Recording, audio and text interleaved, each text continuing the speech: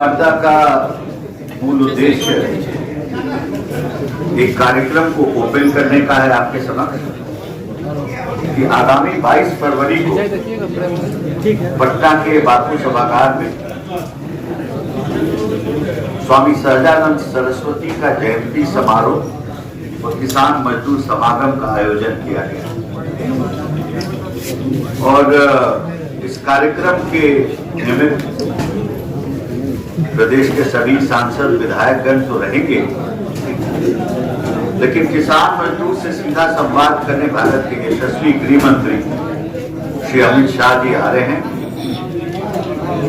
और उस दिन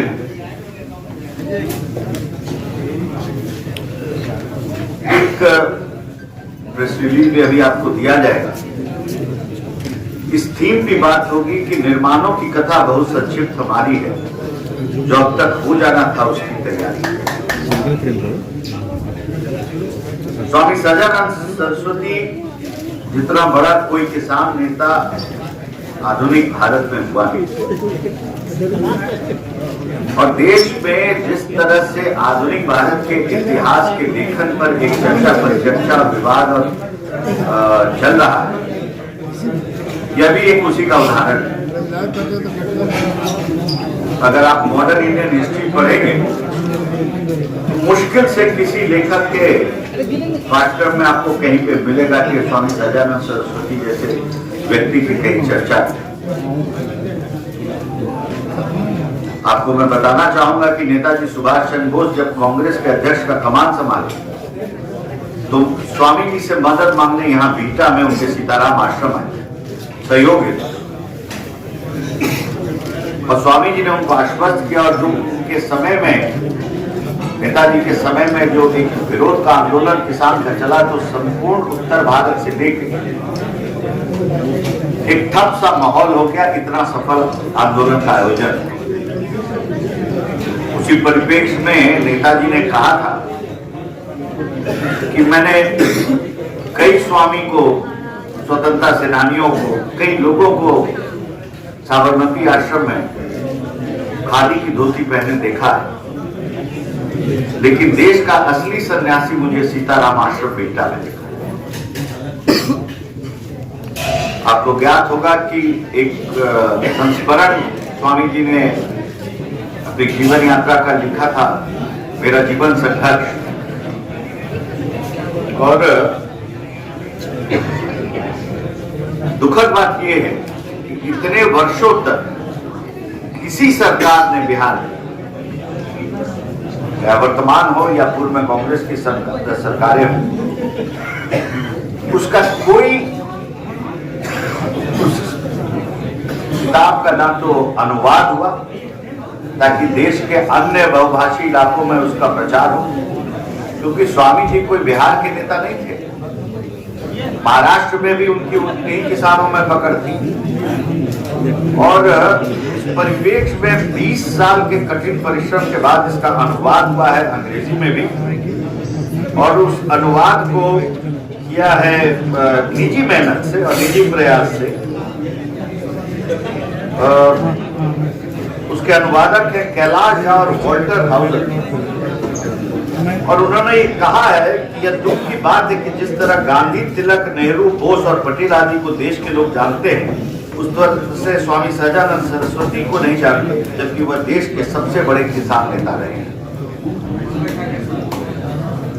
और इस कार्यक्रम के माध्यम से एक बड़ी बहस भी छिड़ जा रही है कि किसान की जो स्थिति है आज के दिन में प्रदेश में, वह एक डज नॉट एग्जिस्ट या डज नॉट मैटर की स्थिति में एक पूरा राजनीतिक परिवेश में वर्तमान सरकार ने डाल दिया। आप देख रहे हैं कि बिहार के मुख्यमंत्री एक नई यात्रा पे निकले हैं जिसका नाम उन्होंने दिया है समाधान यात्रा। बक्सर भी गए, लेकिन बक्सर जल रहा है किसानों के परेशानी से, वहीं पर चौसा है। क्या समाधान निकाला उन्होंने, ये आप सबके सामने है। और इसके साथ साथ मैं ये भी कहना चाहूंगा कि बिहार में फर्जी किसान नेताओं की आवश्यकता नहीं है, क्रांतिकारियों की भूमि है। टिकैत जैसे लोग जो मौके को तलाशते हुए अगर सोच रहे हैं कि बिहार में आएंगे, तो ये बिहार के स्थलीय स्वयं अपने आप को संचालित कर लेते हैं। इसके साथ साथ कुछ मांगे हैं, वह भी उस दिन ये उठेगा जरूर कि आखिर स्वामी सहजानंद सरस्वती के प्रति इतना पूर्वाग्रह, जो किसान मजदूर के नेता रहे, आप बिहार सरकार द्वारा प्रकाशित जितना भी कैलेंडर या डायरी देखिएगा, हर एक महापुरुष का आप चर्चा देखिएगा, जयंती का देखिएगा, या उनके जन्म के कोई चीज का देखिएगा, या कुछ भी, लेकिन एक स्वामी सहजानंद सरस्वती अकेले व्यक्ति है जिनका बिहार के किसी भी पत्रिका में कोई भी उनकी तिथि के सामने जिक्र भी नहीं देखिएगा। इससे बड़ा दुखद कहानी एक सोच में कहीं भी नहीं आ सकता है कि जो अपने यहाँ के विभूतियों को इस तरह से नकारा है। इसकी भी चर्चा होगी। साथ साथ भारत के यशस्वी प्रधानमंत्री एकमात्र ऐसे व्यक्ति, आज तक भारत की राजनीति में किसानों का नारा जरूर लगा है, उपयोग दुरुपयोग हुआ है, लेकिन चिंता कभी सीधे नहीं हुई। पहली बार एक सीधा चिंता हुआ कि किसान को भी एक सीधे सहायता की जरूरत है, कि जिसके चलते एक योजना बनी किसान सम्मान निधि। मैं पालीगंज घूम रहा था, तो एक किसान के लड़के से मैंने पूछा कि क्या होगा इस 6,000 का, तो मगी में बोला कि अपने जी कैसे बात कही, जब किसान के मौसम के मार पर रहे फसल के, 6,000 से बाबूजी लोग फिर से धीरे धीरे कुछ एडवांस कर करके अगला फसल की तैयारी शुरू करें। दिक्कत में एक धोती पे आप लगा, ऐसी सीधी चिंता और इसका महत्व पहली बार भारत के प्रधानमंत्री ने किया। नीम कोटेड यूरिया का लाना, पहले आपको पता होगा कि कई इंडस्ट्री में इसका ब्लैक मार्केटिंग होता है। डिटर्जेंट इंडस्ट्री में तो पूरा यूरिया डाइवर्ट हो जाता है। नीम कोटेड होने के बाद ये पूरा दिशा बदल गया और खेतों में पहुंच गया। कई योजनाएं किसानों के लिए आई, फसल बीमा आया। तो यह एकमात्र सरकार है जो किसानों की सीधा चिंता करती है। 3.7% का बिहार का कृषि का विकास दर है, स्वतः किसानों के परिश्रम का है। कोई नीति ऐसी नहीं है जो किसानों को दिशा दे कि उनके आय में वृद्धि हो या कुछ वो आधुनिक खेती की ओर बढ़ सके। जो पढ़े लिखे नौजवान वापस आके खेत पे आ रहे हैं काम करने, वो कुछ नया प्रयोग कर रहे हैं बिना सरकार की कोई सहायता से। कुटुंबा में औरंगाबाद में आप जाइएगा तो आपको दिखेगा कि स्ट्रॉबेरी की खेती कर रहे हैं। उत्तर बिहार में आप जाइएगा तो आपको दिखेगा पेपरमेंट की खेती कर रहे हैं। सरकार की कोई योजनाएं नहीं है जिसके माध्यम से एक सपोर्ट सिस्टम खड़ा हो। हम सबका यह भी आग्रह होगा और मांग होगा कि बीटा में बाजार समिति का विशाल भूखंड जो है बहुत बड़ा हुआ है वर्षों से, उसको केंद्र सरकार को बिहार सरकार सौंपे और state of the art model centre Swami Sahajanand Saraswati के नाम पर उसको निर्मित किया जाए कि वन स्टॉप सेंटर बने किसान का। किसान आए, मिट्टी टेस्ट कराएं, जो चीज करना है हमको, जो जानकारी लेना है खेती का लें और जाए, जो ICAR के माध्यम से और कृषि मंत्रालय के माध्यम से संचालित है। तो ये लगेगा कि एक प्रगतिशील सोच है, लेकिन अवरोध की नीति से काम नहीं चल सकता है। किसान किसी के चलते रुकेगा नहीं। और इस कोरोना काल में जब देश ठप हो गया था तो हम किसान अपने परिश्रम से मतलब प्रोडक्टिविटी इतना अधिक बढ़ाया कि आज हम सब जिंदा हैं। मजदूरों की अगर बात करें, स्वामी जी मजदूर के भी नेता माने जाते हैं। सभी जमींदारों के खिलाफ मजदूरों के पक्ष में वो खड़ा रहे।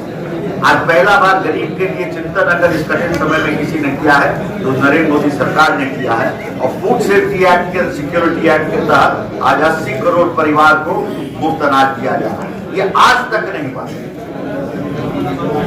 सब परिप्रेक्ष्य को लेते हुए एक विशाल एकत्रीकरण होगा और उस दिन विस्तृत चर्चा होगी और किसानों से सीधा संवाद होगा। और मुझे बताते हुए आपको खुशी हो रही है, उस कार्यक्रम में आपको देखने को मिलेगा कि मंच पे जो स्वागत होगा वो किसान का जो आभूषण है हल से सभी नेताओं का और गृह मंत्री और सहकारिता मंत्री जी का भी स्वागत होगा, ना कि कोई और मोमेंटों के रूप में आपको देखने को मिलेगा। आप सब यहाँ आए और आप सबसे मेरा आग्रह है कि इस महत्वपूर्ण बैठक के लिए आप सब जरूर तैयार रहें और आने वाले समय में पूरी भारतीय जनता पार्टी और स्वामी सहजानंद सरस्वती आयोजन समिति पूरे बिहार में दौरा करेगी और किसान मजदूर का एक विशाल एकत्रीकरण आपको 22 फरवरी में 11 बजे बाकी सभागार में देखने को मिलेगा। बहुत बहुत धन्यवाद। स्वामी सहजानंद सरस्वती जी की जयंती के और किसान मजदूर समागम के उपलक्ष्य में इस देश के यशस्वी गृह मंत्री और हमारे निवर्तमान राष्ट्रीय अध्यक्ष श्री अमित भाई शाह जी का पटना में आगमन हो रहा है। भारतीय जनता पार्टी उनके स्वागत के लिए तैयार है और जो भी किसानों के लिए एक मदद का काम अगर किसी ने भारत में किया है तो वो प्रधानमंत्री नरेंद्र भाई मोदी जी ने किया है। और किसानों की आय दुगुनी हो स्वयं MS स्वामीनाथन जी ने कहा कि मैंने जितने भी रिकमेंडेशंस किए थे उन सभी रिकमेंडेशंस को उतारने का अगर किसी ने काम भारत में किया तो वह प्रधानमंत्री नरेंद्र भाई मोदी जी ने किया है।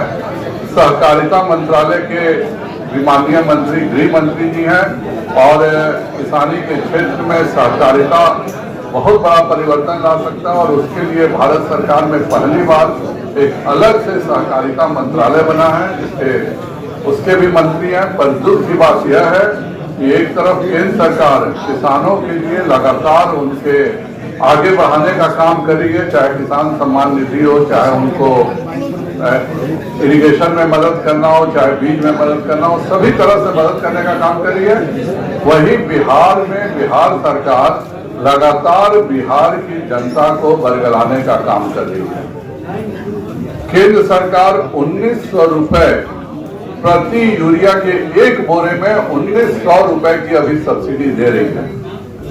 कोई यूरिया की कमी नहीं है। पहली बार 2014 में हमारा शासन आया और सिंदरी का कारखाना, बरौनी का कारखाना, गोरखपुर का कारखाना, जितने भी यूरिया के कारखाने बंद पड़े थे उन सभी को चालू करने का काम माननीय प्रधानमंत्री नरेंद्र भाई मोदी जी ने किया।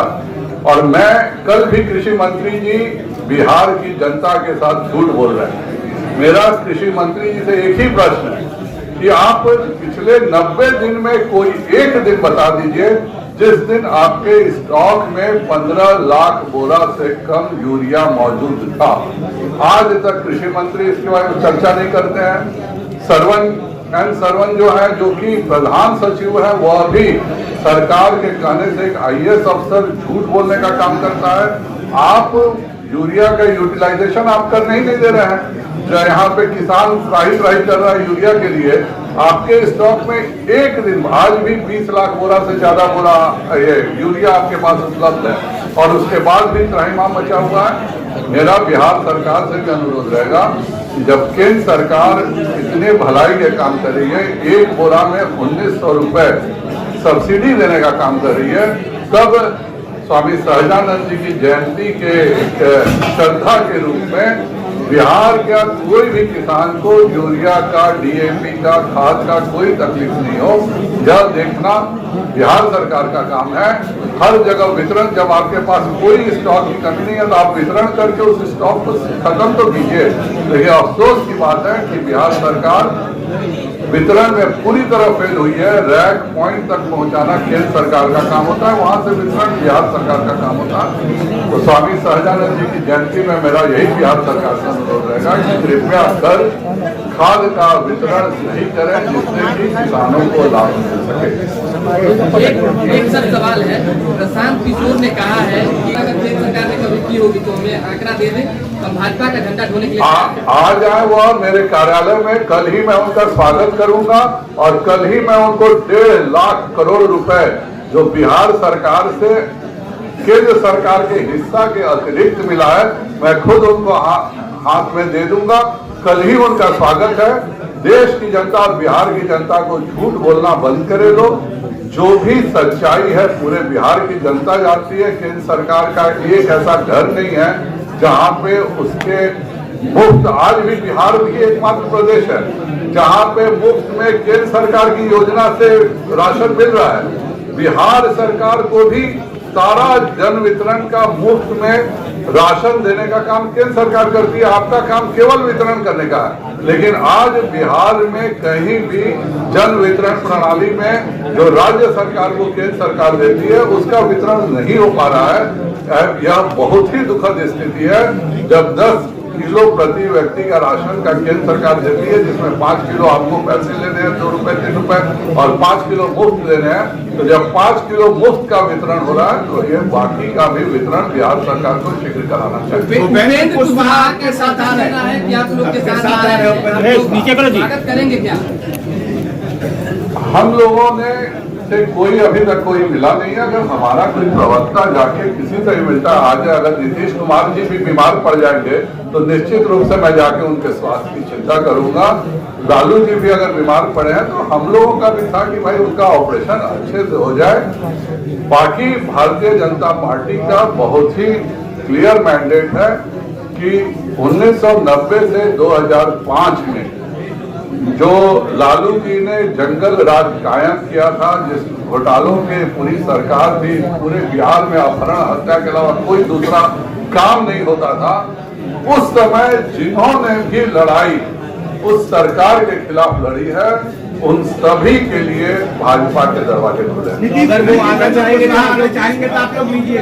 नीतीश कुमार आना चाहेंगे तो रखेंगे।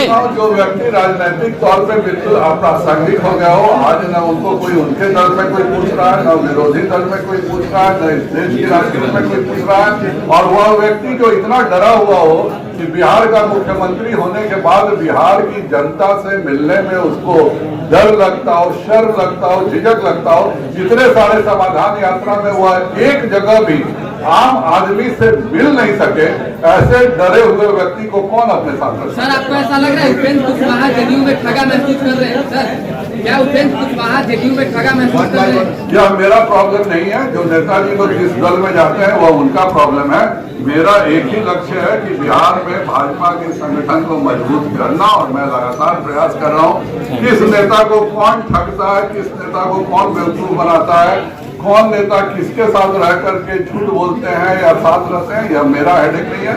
मेरा एक ही काम है, 2024 में हम 36 से ज्यादा कैसे सीट जीत सके, इसके लिए भारतीय जनता पार्टी कृत संकल्प है, और इसमें पूरे बिहार की जनता साथ में है कि अगला भी प्रधानमंत्री 2/3 से ज्यादा बहुमत के साथ माननीय नरेंद्र मोदी जी को होना चाहिए, क्योंकि पूर्ण बहुमत सरकार के कारण जनता ने यह देख लिया है कि 60 से ज्यादा गरीबों के कल्याण की योजनाएं आज चल रही है।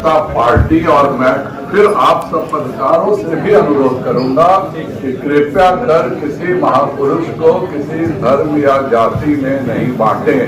माननीय स्वामी सहजानंद जी का पूरा जीवन किसानों के हित में, मजदूरों के हित में था और जमींदारों के खिलाफ था। सहजानंद जी जैसे व्यक्ति को किसी जाति से, समाज से बांटना एक बिहार विभूति को अपमानित करने वाली है। पार्टी में कभी किसी व्यक्ति, बाहरी व्यक्ति की चर्चा नहीं होती है। हम सब भाजपा को आगे बढ़ाने का काम करते हैं। अगर किसी व्यक्ति में इच्छा होती है और वह हमसे मिलना चाहता है तो उस हिसाब से विचार करेंगे, लेकिन भारतीय जनता पार्टी कभी किसी नेता के पास नहीं जाती है। भाजपा का एक काम है कि हम जमीन पर अपने कार्यकर्ताओं को जोड़ना और जमीन पर संगठन मजबूत करना।